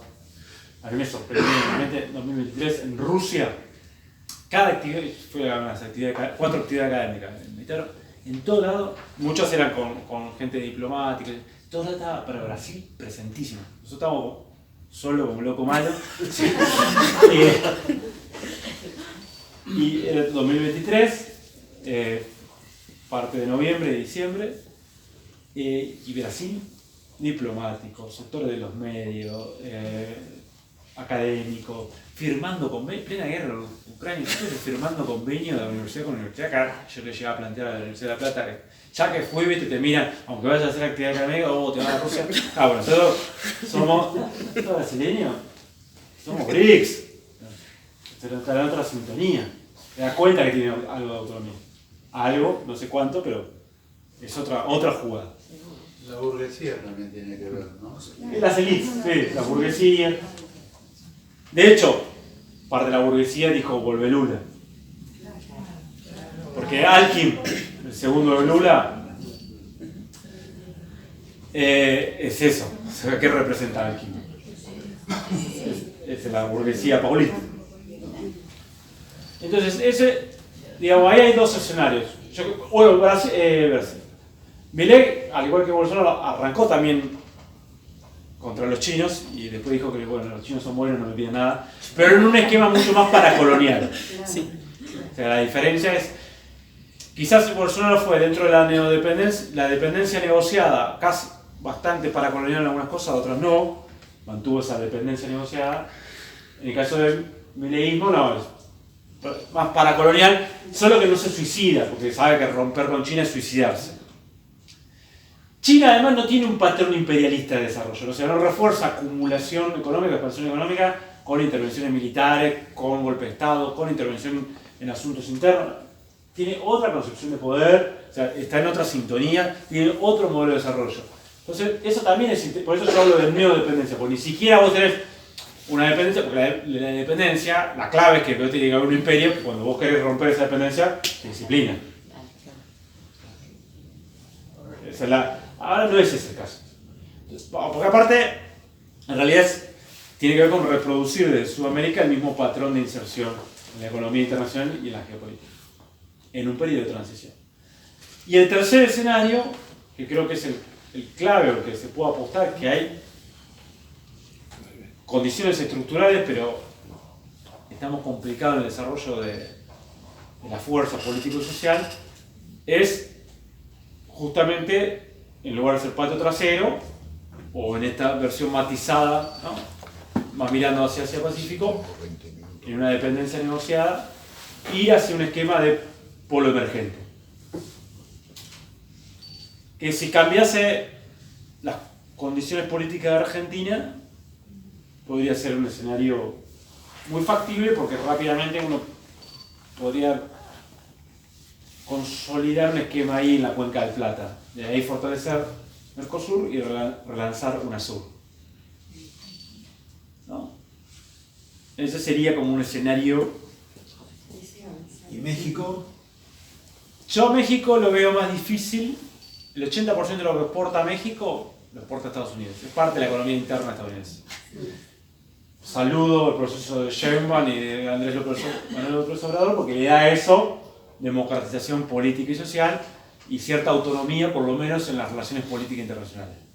Pero México te proponen un alcahueno ellos. Cuando yo estuve en México, incluso hablando con la Cancillería, hicimos hacer un foro de geopolítica en la Cancillería mexicana en 2022, y la propuesta, por así decirlo, es como un alcahueno. O sea, un acuerdo de las Américas, pero bondadoso, o sea, con más participación política y social, más democrático. O sea, eso sería el esquema ideal. Lo cual no quiere decir que, insisto, es muy importante lo que hace Sheinbaum y lo que hace Manuel López Obrador, pero en términos más de fondo, está más complicado. Está más complicado. Mire, fíjate cómo es la cosa, que el propio México defiende el NAFTA frente a Trump. O sea, defiende el área de libre comercio de las Américas, que fue un problemón, y es un problemón para México, para el desarrollo de México. Pero bueno, ya están tan atados a eso. También es un matrimonio inevitable. Claro. Porque ya es parte de la... Entonces, bueno, ahí creo que tenemos ese escenario, con lo cual es clave, y esto es lo último que digo, entre otras cuestiones, que tiene que ver con cómo arranqué. Para construir esa fuerza político-social, una tarea que tenemos que hacer es liberarnos de muchos eurocentrismos o occidentalocentrismos. O sea, a mí cuando, por ejemplo, escucho decir, hay una ola de derecha mundial, o de ultraderecha mundial, yo me vuelvo loco, porque seguimos creyendo que el mundo es Occidente. O sea, que el 10% de la población mundial, y lo que pasa en algunos países de ese 10%, ¿no? Que el fenómeno Trump, Meloni, alternativa por Alemania y Le Pen en Francia es lo que representa el mundo. Entonces nosotros tenemos esa cabeza, o sea, el mundo es otra cosa, es mucho más amplio. De hecho no está en declive tampoco, ¿no? El mundo necesariamente depende de las regiones, está en otro proceso. Entonces nosotros tenemos que ahí romper esas mediaciones que tenemos del occidente geopolítico que sigue como empañando. Es más, es lo que nos impide en parte ver este escenario como oportunidad histórica, porque nosotros estamos subsumidos en las distopías propias de los procesos de declive. Que todo el mundo es distópico y todo se va al diablo y que no hay posibilidad de nada. Claro, porque estamos dentro de esa producción cultural distópica propia de las crisis de declive. Si vos vas a China, claro, porque estamos en esa, pero en parte estamos en esa también porque la fuerza popular, que iría contra Milei, no tiene la fuerza moral también, y las herramientas teóricas, ideológicas, no teóricas académicas, sino teóricas en el sentido de ideas fundamentales que organicen en otro sentido la fuerza. Creo que ahí está claro, que igual hay un rum cada vez más fuerte abajo, pero creo que ahí va a estar la clave de lo que viene. Bueno, y Gracias. para aprovecharlos, bueno, un aplauso.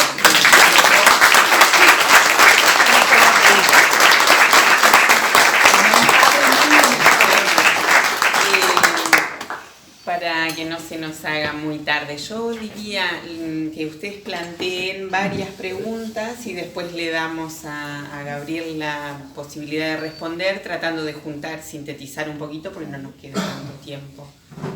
¿Preguntas? Yo quiero, pero A ver. una interrupción Sí. antes. Yo me olvidé que dejé ese cartel ahí de Comuna de la Memoria, que es algo que estamos retomando. Voy a hacer circular para los que no firmaron nos acompañen con una firma. Estamos pidiendo que nuestra comuna sea Comuna de la Memoria. Hablábamos de la dificultad con los sitios de memoria y todo eso, así que esto, bueno, no sé. Bueno, eso va a pasar ahí silenciosamente, pero... Porque ahora, digamos, escuchándote, que te quiero agradecer, porque realmente carecemos de esas herramientas, porque celebremos que estamos acá escuchando, porque nos abriste la cabeza, yo creo. Y ahora pareciera como que las problemáticas que padecemos no son tan severas bien como el mundo completo. Pero, por otro lado, yo digo, ¿cómo van a bancar a Milei para evitar que se rompa Claro. o sea, ¿qué podemos esperar ahí? Porque quizás si no hubiera caído realmente, pero evidentemente lo están sosteniendo porque es muy importante que Argentina esté arrodillada. Como sostuvieron la Macri y perdía también. Claro. se dieron 44.000 millones de dólares y Claro. tampoco le alcanzó. Sí, sí. O sea, tampoco digo, no es que la tienen atada, al contrario, pero bueno, van a hacer los esfuerzos. Yo creo que esta reconfiguración de una derecha liberal más tradicional a una reacción conservadora es parte de esta otra respuesta, porque es otra forma política. Pero bueno, escuchémonos el caso.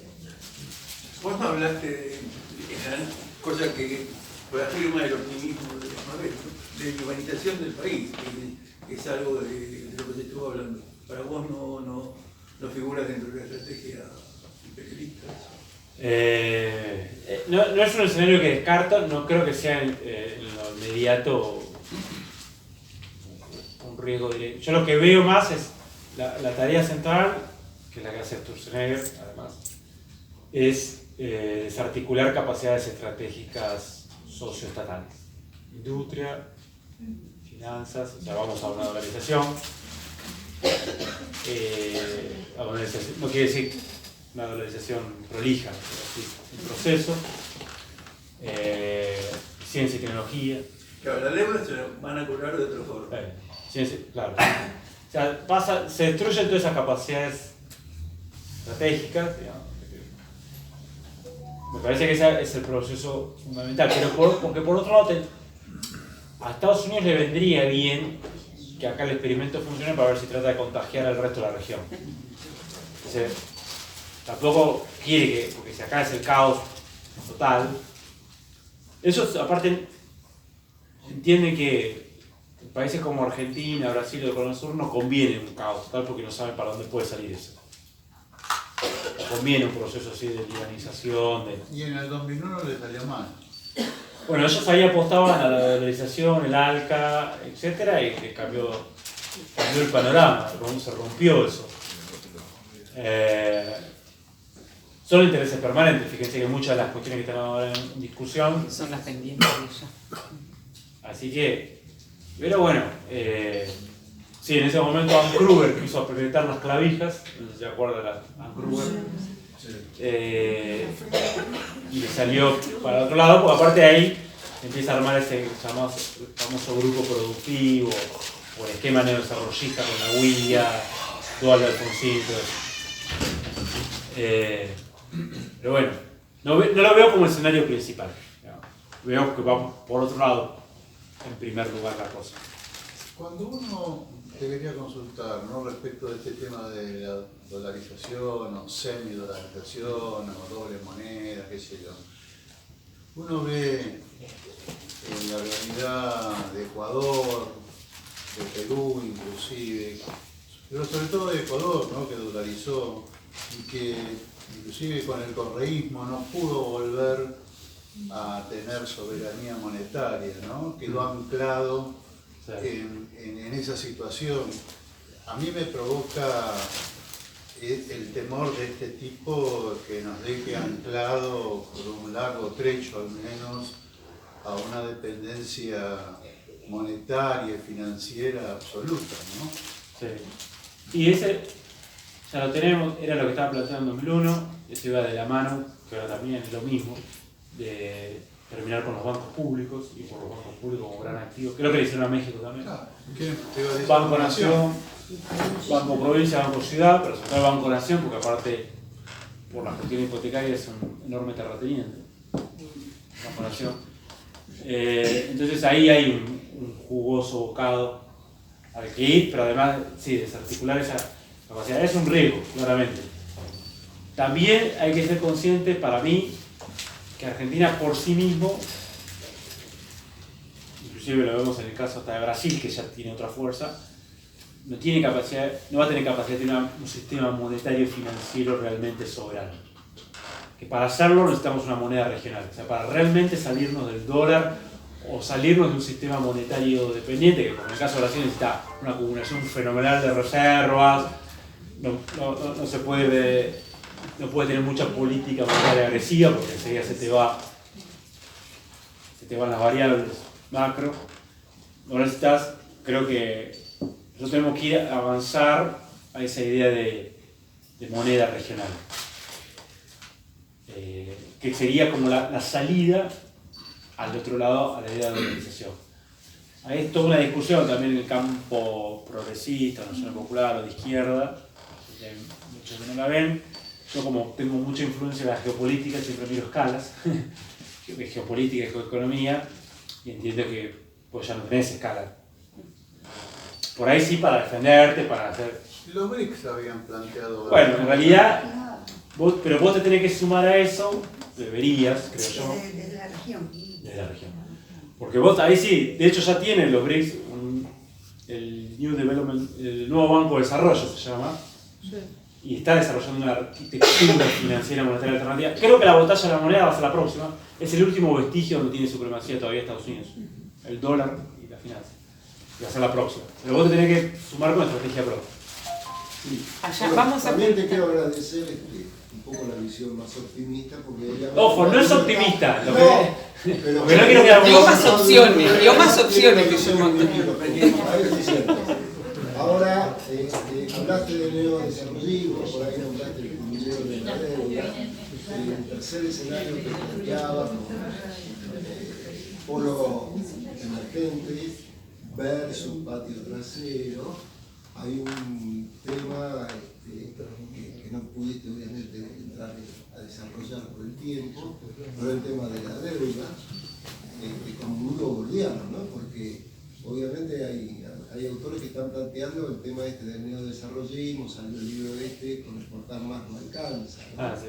Entonces, con todas esas consideraciones, la pregunta sería, ¿cómo imaginás vos poder volcarse hacia un polo emergente y solucionar, activar, mitigar toda el arco del tema de la deuda, que es la herramienta principal cuando nos tiene atado, ¿no? Juntamos algunas preguntas porque hay varias, a ver si... ¿Juanca?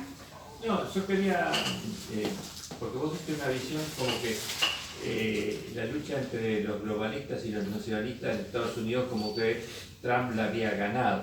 ¿Cómo ves esa correlación? Bueno, ahí está. ¿Cómo ves esa correlación de fuerzas? Después te quería preguntar tres. Sí, sí. Te hacemos precio. Hubo un proceso en África subsahariana que es muy interesante. ¿Cómo la ves? Y después la confirmación de un chisme. Es que vino del Medio Oriente, que sinónimo de hablar al pedo, le dicen Macron. Bueno, había alguien más que levantó la mano.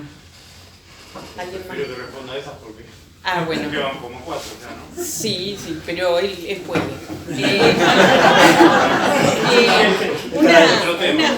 Una cuestión que tiene que ver con este momento que atraviesa la economía norteamericana y la capacidad que tiene de penalizar el resto de las economías. A mí me asombra cómo es posible que sostenga bloqueos, penalizaciones. Creo que hay más de 60 países que están en la lista negra. Y digo, eso... no sé, como si está planteado, digamos, cómo contestar esto en un momento donde yo dudaría de la capacidad. Sin embargo, el daño que produce en los países que son afectados es terrible. Si sabes algo de eso y alguna cosa. Bueno. Bien. No, con respecto a la primera cuestión de desarrollismo, industria, deuda, todo eso, exportar, no exportar. Primero, porque vos lo comentáis, yo creo que exportar más no alcanza, si no exportas más tampoco. Primero, porque también nosotros tenemos que hacernos entender cómo funciona el sistema mundial, la economía mundial. Si no exportás más, la economía no es nacional, es global. Entonces tenemos un problema ahí de nacionalismo metodológico. Después somos liberales en lo político, pero nacionales en lo metodológico. Si vos tenés que ver la economía mundial, vos estás inserto en la economía mundial. Se te impone un conjunto de restricciones, condicionamientos. Vos sobre eso tenés que operar como economía nacional. Y de ahí, por eso, porque un país vale en función de la calidad de lo que exporta, por ejemplo. Porque es tan importante si vos exportás chips o si exportás soja cruda. O si vos tenés capacidad de comercialización a nivel global. Una cosa es producir la soja cruda, pero con empresas internacionales que te la exportan. Otra cosa es vos tener la empresa exportadora, la biotecnología, Barcos. el transporte, claro. Entonces vos ahí estás discutiendo el comando o las actividades de comando. Entonces vos tenés que, en gran medida, eso es clave. Exportar más, o sea, porque aumento del PIB per cápita necesariamente va a ir de la mano a exportar más, pero eso no alcanza porque puede ser ir al camino, ¿no?, de más extractivismo y más pobreza, o sea, ¿no? Pero no hay que antinomizar eso, porque ahí en realidad en función de con qué proyecto exportas más, qué vas a exportar. Porque, por ejemplo, yo propongo que en este momento es clave armar una minera pública, una empresa minera pública, clave. La transición energética te demanda cobre, litio que tenemos avanzado. Y eso van a venir las transnacionales, ya están. Sí. Bueno, tenemos ahí una pública que comanda ese proceso, porque si no te meten en una antinomia que es, o no hagamos nada, hágaselo, conservacionismo, que esa es la supuesta línea izquierda, pero ahí vas a perder, porque no va a suceder. O sea, si vos le das a un obrero de San Juan, entre volver a crear cabritos en la economía de subsistencia, o ser minero que cobra 2 millones de pesos, o sea, no tenés proyecto popular, si vos decís, no, lo vamos a hacer, pero lo vamos a hacer con el sector público, de ahí acordamos con las transnacionales, algún privado, pero vamos a utilizar esta renta para desarrollar la fuerza productiva, para hacer tecnología. Hablaba de eso en el litio, ¿no? Bizantín público también. Bueno, o sea, vos necesitas esa hibridez. Ahí podemos aprender un poco de los chinos. No copiarlo, pero aprender. O si viene inversión extranjera directa, porque viste como dicen los chinos, bueno, vení, te asociás conmigo, tenés que transferir tecnología, tenés que parte de las ganancias la reinvertís acá.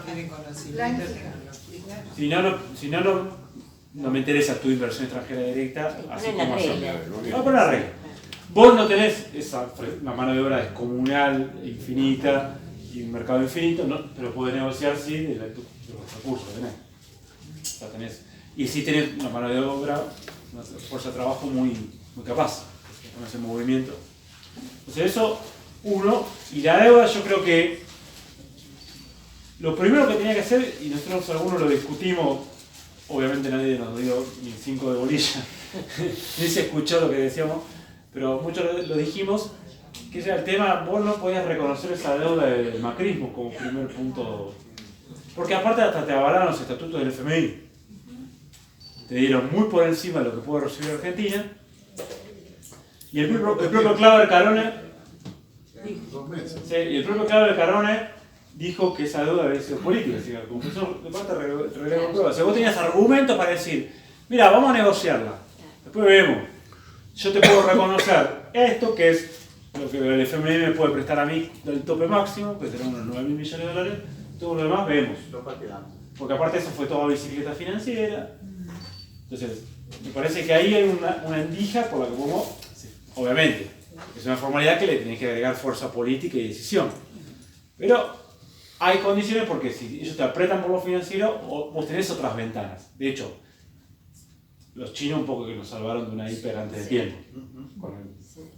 Cuando el swap, cuando el FMI dijo no te doy nada, y los chinos te habilitaron rápidamente 5.000 millones de dólares para que operes, y saliste de esa porque era en agosto, sí, ahí, agosto, julio, el 23 fue como ahorcado total. Entonces eso, por un lado, en función de lo que vos decías, sí, uno de los Sahel, yo lo vincularía a dos cuestiones fundamentales. Uno, cómo en esas regiones, o en el sur global, crecen fuerzas autonomistas, también posibilitadas por otro margen de maniobra que te da los emergentes, China a nivel comercial con África es fundamental, y Rusia a nivel defensa, e inversiones en algunas áreas importantes como minería, gas y petróleo, nuclear en algunos países como Egipto. Pero porque los rusos, ¿qué le dicen a el que quiere hacer la revolución? Toma las armas. O sea, porque antes uno podía enfrentarte a Occidente y sus capacidades en esa materia, el otro te dice, bueno, yo te ayudo si vos querés. Entonces ahí eso te quiebra. Y en África está tomando condimento muy fuerte que por otro lado contrasta con el declive los vestigios imperiales franceses en África. Es parte de ese declive de Occidente, ¿no? Y de Francia en particular, que está perdiendo sus neocolonias africanas. Nuestra integración, nuestra posible integración al BRICS, de alguna manera nos condicionaría también o nos ayudaría al grave problema que tenemos hoy con la deuda externa. Sí, por eso digo, lo de China, pero lo de los BRICS es otra fuerte de financiamiento sin condicionamiento. Sí, claramente. De hecho, era una de las razones de por qué sumarse al BRICS más, por el tema del banco de los BRICS. Y ahora eso voy a tocar por lo de la arquitectura financiera. Creo que, bueno, lo de Sahel, digo, muy importante por lo que está expresando como proceso político en esa región ahí en Mali, Burkina Faso, ¿no? Y ¿cómo se llama? Ya estoy cansado. ¿Cómo se llama? Me sale el país del norte. Mali, Burkina Faso y Níger. Bien ahí. Níger. Porque además Níger, bueno, era una de estas colonias que los franceses le sacaban el uranio. Mali también. Bueno, eso que no dura nada, le pagaban. Claro. Y sale 33, bueno, creo, ¿no? hay algo ridículo ya de que los franceses ahí, mientras Francia adoptó el euro, Francia mantenía el franco, ¿no? Como moneda en esas colonias en 15 países africanos, le manejaba las reservas. Bueno. La única cosa que hizo buena Meloni, véanlo, es un video que agarra un franco africano, un franco francés, lo usaron en África y dice: ustedes los franceses, porque me dicen, ustedes se hacen los derechos humanos, lo bueno. Mirá, acá tenés, esta es la... Y le dice cualquier cosa, se mantiene con chicos trabajando en minas, muriéndose de hambre, le saquean el oro. Bueno, creo que fue la única cosa interesante que dijo Meloni. Pero porque más te muestra los trapitos al sol de esas tensiones en Europa. Bueno, véanlo, está muy bueno. La otra era la relación de fuerzas. ¿Cómo está la correlación de fuerzas entre los nacionalistas y los globalistas en Estados Unidos? Sí, yo creo que el globalismo ha perdido peso porque está perdiendo. Es como esto que ves en las tecnológicas, sectores que eran globalistas de las tecnologías porque, obvio, no tenían competencia en el global. Entonces ellos propiciaban ese globalismo, eran parte fundamental de ese globalismo. Ahora, cuando empieza a emerger, digamos, claro, se dicen, vamos a otro esquema. O sea, de hecho, hasta los propios globalistas con Biden en la cabeza exacerban a fondo la guerra tecnológica contra China. Y ellos mismos, con la voz de Jake Sullivan, que era el consejero de Seguridad Nacional de Biden, dicen: hay que hacer industrialización, o sea, se parece mucho al discurso de Trump.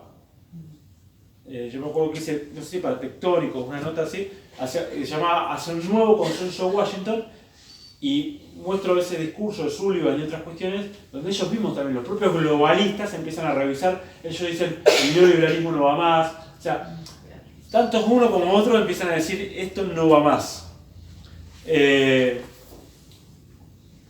Y es, creo que parte de ese declive relativo. Sí, claramente, creo que ahora se han debilitado esas fuerzas globalistas. Tienen esas fuerzas globalistas más peso ahora en Europa que en Estados Unidos, con Macron, con Steinmeier, con Alemania, con Merz, digamos. O sea, en el sentido de que siguen expresando una rémora o cierta nostalgia por el viejo de arquitectura hegemónica que está pereciendo. ¿A Argentina qué le conviene? ¿En qué? En esta disputa que se profundice la fractura. Los librecambistas y los nacionalistas. Pero fíjate, por eso digo, globalistas que se reconfiguraron, porque ya no son, ninguno de los dos son librecambistas ya. Que se maten entre ellos. O sea, Empieza, por ejemplo, Biden ¿Cómo nos insertamos ahí? no, a nosotros, para mí siempre nos conviene, cuanto más se peleen, mejor, porque más se neutralizan. Ya. No tenés, es más, yo creo que nuestro problema es que ideológicamente nosotros tratamos de ser unos u otros, porque es parte de nuestra subordinación. O hacemos un progresismo hacia el globalismo, o un nacionalismo conservador hacia, bueno, que no es muy nacionalismo, un social cristianismo conservador hacia el trumpismo. O sea, y en realidad lo que vos no tenés es estrategia propia. Cuando decíamos que éramos tercermundistas cuando éramos tan jóvenes. Claro, volviendo a las fuentes. Lo viejo funciona, dice. ¿Y qué es lo que vuelve? Bueno, Acá se ha hablado de tercera posición. un nuevo Bandung. Y bueno, sí, ahora más que tres hay muchas, así que es una posición propia, porque no hay solo dos, digamos, hay muchas. Porque eso también es importante, no ver el mundo en dos posiciones, porque no es una nueva guerra fría ni una bipolaridad. Es lo que decíamos. India, por un lado, hace un juego, es parte de los Quads para contener a Estados Unidos, para contener a China, aliado a Estados Unidos, pero por otro lado juega con China, en la Organización para la Cooperación de Shanghái, en los BRICS, con Rusia. Es más, andón pirulero, cada cual juega su juego. Turquía es parte de la OTAN, pero a su vez dice yo quiero ser parte socio de los BRICS, y la OTAN está en guerra con Rusia, pero yo construyo una central nuclear con Rusia y soy el gran exportador de industria hacia Rusia a Europa, y además armo un hub de exportación de gas del ruso hacia Europa. O sea, Turquía. Además, tengo un arreglo ahí para que en Siria no se enojen los rusos, les dejo la base de Tartus, he dominado con el poder. Ya los rusos no se bancaban mucho a Bashar al-Assad, así que. Bueno. Digo, porque el juego es así, mucho más no es una bipolaridad. El Occidente nos quiere meter que esto es una nueva guerra fría, hay dos lados y hay que elegir uno. Si vos tenés que elegir uno, ya perdiste. Bueno, lo que está haciendo Milei, ¿no? Sí, por eso, ya Perdió perdí. de cabeza. Yo ya perdí. En vez de ya gané, ya perdí. Entonces, ¿y había otra? Con lo peor de Occidente. No, lo de Macron. Nada, lo de Macron es parte de. Porque, no, pero es la impotencia de Europa. Queda muy ridículo cuando, por ejemplo, Macron le dice, porque trata de expresar esas fuerzas globalistas que todavía sostienen el conflicto en Ucrania, y dice, bueno, le vamos a exigir un alto el fuego a Rusia. Y Rusia se mira como diciendo, o sea, yo discuto con Estados Unidos.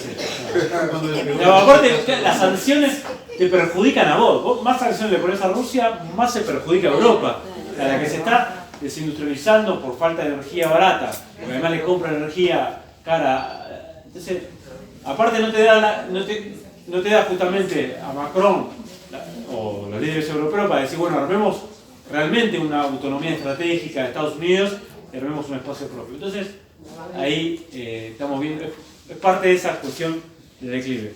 Y lo último que decía Marisa, yo creo que justamente esa guerra económica que Estados Unidos ha exacerbado como parte de la guerra mundial híbrida y fragmentada, que son sanciones a 60 países o entidades de países, sobre todo a partir de la exacerbación de la guerra económica contra Rusia, porque una cosa es vos hacer una guerra económica contra Cuba, contra Venezuela, contra Irán.